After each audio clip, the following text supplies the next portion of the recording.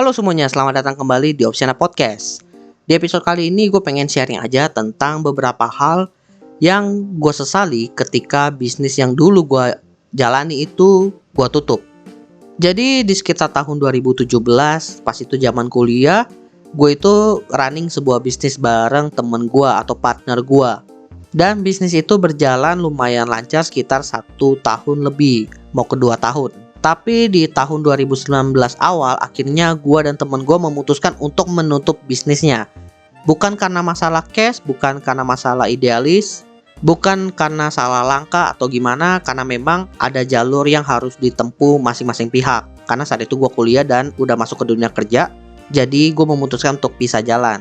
Dan temen gue juga merasa bahwa dia sulit menjalankan bisnis itu sendiri saat itu, jadi sepakat kita tutup bisnisnya. Jadi bukan tutup karena hal-hal yang negatif lah. Tapi tetap aja ketika gua flashback dan memikirkan sampai saat ini, ada beberapa hal yang tetap gua sesali ketika bisnis itu tutup. Udah gua rangkum ke dalam beberapa poin, jadi langsung aja kita bahas ke yang pertama, yaitu gua menyesali karena gue itu kurang berani mengungkapkan pendapat gue kepada partner bisnis gue. Dan gue saat itu sering banget berkata iya. Jadi ini adalah kesalahan yang menurut gue lumayan fatal juga sih. Meskipun di dalam bisnis itu impactnya yang gak sampai bangkrut, gak sampai salah keputusan, tapi menurut gue ini kesalahan yang menghambat perkembangan bisnis dan juga pribadi kita. Posisinya saat itu mungkin karena dari segi modal ya, modal yang gue keluarkan itu sangat sedikit, sehingga gue merasa bahwa gue itu gak punya hak untuk mengambil keputusan dalam suara yang besar. Sehingga kadang ketika partner gue itu mengemukakan sebuah pendapat dan sebenarnya gue itu kurang setuju, gue tetap bilang iya. Padahal kalau gue membalas pendapatnya tersebut dan mengemukakan pendapat gue secara pribadi, kenapa ini tidak cocok misalnya, akan ada brainstorming di sana dan mungkin muncul ide-ide baru yang menarik yang bisa membuat bisnis itu grow. Tapi faktanya gue sering berkata iya sehingga brainstormingnya kurang. Kemudian dari segi pengeluaran, karena gue sering iya-iyain, akhirnya banyak pengeluaran yang tidak terduga. Dan ada beberapa bagian yang prosesnya itu jadi kurang efisien, yang sebenarnya menurut gue bisa nggak kejadian kalau kita brainstorming dulu, kita diskusiin dulu, dan gue kemukakan pendapat gue. Jadi buat teman-teman, kalau misalnya kalian itu punya partner bisnis, kemukakan pendapat kalian diskusi, brainstorming lah. Next, yang kedua, gua tidak menggaji diri sendiri. Jadi concernnya di sini adalah kami itu start bisnisnya dengan jumlah modal yang kecil. Kemudian ketika udah dapat lagi untung, kita putar kembali ke bisnisnya. Dan kita terus begitu sampai sekitar 1 tahun lebih itu. Dan kami sebenarnya tidak menggaji diri kami sendiri. Lalu yang didapat apa? Ya kalau misalnya ditanya, saat itu gue cuma bilang, ya dapatlah pengalaman, ya dapatlah ilmu-ilmu baru. Yang kalau gue pikir sekarang kayak semacam excuse. Sebenarnya sih hal itu benar, tapi alasan yang gue pakai itu semacam pembelaan karena gue udah punya usaha tapi kok nggak dapat apa-apa. Makanya gue bilangnya dapat pengalaman, dapat ilmu. Pertanyaannya adalah apakah saat itu gue udah bisa menggaji diri gue sendiri? Jawabannya bisa, tapi jumlahnya tidak dalam jumlah yang besar. Impactnya apa kalau kita bisa menggaji diri sendiri? Yang pasti peningkatan motivasi untuk bisa bertindak lebih. Karena bayangin, kalau seandainya lu itu sudah bisa menggaji diri lu sendiri saat itu meskipun nominalnya kecil dan bisnis lu itu grow, yang ada di pikiran lu adalah kalau bisnis ini grow berarti gaji gue nanti berkembangnya menjadi seperti apa. Tapi saat itu gue kan tidak menggaji diri gue sendiri, tidak ada pemasukan.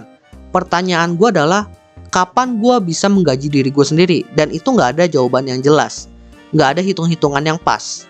Sehingga akhirnya gue dapat dengan mudah memutuskan untuk berhenti bisnis saja. Orang gue juga nggak dapat apa-apa. Tapi bayangin kalau seandainya gue saat itu sudah menggaji diri gue sendiri, mungkin gue akan mempertahankan bisnis itu karena udah ada penghasilan yang datang dari bisnis itu. Terus ngapain ditutup kalau dari situ aja udah ada penghasilan? Kan aneh. Jadi kalau seandainya teman-teman punya bisnis dan udah bisa menggaji teman-teman meskipun nominalnya sedikit, pertahankan dan mulailah gaji diri kalian. karena itu adalah bentuk apresiasi terhadap diri kalian sendiri kok atas usaha kalian. Kemudian yang ketiga yang gue sesali ketika bisnis itu tutup, yaitu gue nggak belajar manage orang. Manage orang di sini yang gue maksud adalah memanage karyawan. Karena saat itu bisnisnya udah punya karyawan. Gue udah nge-hire sekitar 2-3 orang. Permasalahannya adalah gue saat itu nggak mau ngurusin orangnya. Gue membebankan ke temen gue sepenuhnya. Bahkan kalau misalnya ada hal atau masalah yang harus disampaikan kepada karyawan dan temen gue saat itu lagi sibuk, kan harusnya bisa tuh gue yang ngomong langsung. Tapi ini gue nggak mau. Gue serahin ke temen gue. Yaudah gue bilang, lu pulang aja dulu, kalau udah oke, lu yang sampein. Sehingga sekarang ini ketika gue itu pengen buat bisnis dan gue itu berencana buat nge-hire orang, gue bingung gue harus mulai dari mana. Kira-kira bagaimana nih caranya gue berinteraksi dengan karyawan gue misalnya. Impactnya ya gue harus belajar dari awal lagi. Padahal dulu punya kesempatan tapi nggak gue manfaatkan dengan baik. Lalu hal terakhir yang gue sesali ketika bisnis gue itu tutup adalah gue belum mengeksplor dari sisi marketing dan sales di media yang lain.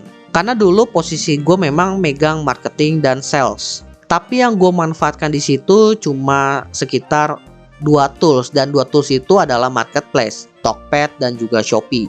Lalu marketing yang gue pakai di sini ya marketing ads yang disediakan oleh platform tersebut.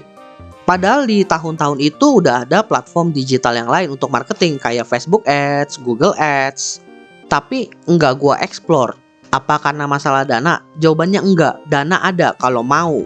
Cuma masalahnya itu di poin pertama tadi, gue kurang berani mengungkapkan pendapat gue untuk minta budget di sana. Sehingga ya untuk marketing atau salesnya itu bisa dibilang media yang seadanya aja saat itu. Dan kenapa gue menyesalinya? Karena setelah bisnisnya tutup, gue sempat belajar Facebook Ads dan Google Ads. Dan gue melihat bahwa kalau produk yang gue pasarkan itu tepat, which is saat itu gue udah punya produknya, produk ini bakalan meledak. Tapi nggak sempat gue explore. Jadinya ya gitu deh. Harus menunggu gue punya produk yang proper dulu, baru bisa gue pasarin dengan ilmu yang udah gue pelajari. Jadinya lumayan menunggu lagi sih untuk bisa buat produk yang proper kayak dulu. Well, jadi itulah hal yang gue sesali ketika bisnis yang gue miliki itu dulu tutup. Semoga sharing yang gue berikan kepada teman-teman ini bermanfaat buat teman-teman semuanya. Dan buat teman-teman yang saat ini lagi merintis bisnisnya, jangan takut buat mengeksplor, karena bisnis itu bisa growth karena orang-orang yang di dalamnya itu berani mengeksplor ide-ide baru. Meskipun ada potensi gagal tapi tetap berani. Jadi sekali lagi buat teman-teman, jangan takut untuk berinovasi dan mengeksplor ide-ide yang ada di luar sana. By the way teman-teman, jangan lupa follow Instagram dan juga akun TikTok Opsiana Podcast di @opsianamedia, karena di sana akan ada konten-konten menarik dan juga yang bermanfaat buat teman-teman semuanya. Dan juga kalian akan mendapatkan update dari Opsiana Podcast kalau nantinya ada episode terbaru yang rilis. So, jangan sampai teman-teman ketinggalan sama update-nya. Dan terakhir, jangan lupa juga untuk follow atau subscribe Opsiana Podcast di platform kesayangan teman-teman. Dan nantikan konten-konten menarik dari Opsiana Podcast nantinya di sana. Oke, gua rasa itu aja. Thank you buat teman-teman yang sudah mendengarkan. See you next time di episode Opsiana Podcast lainnya.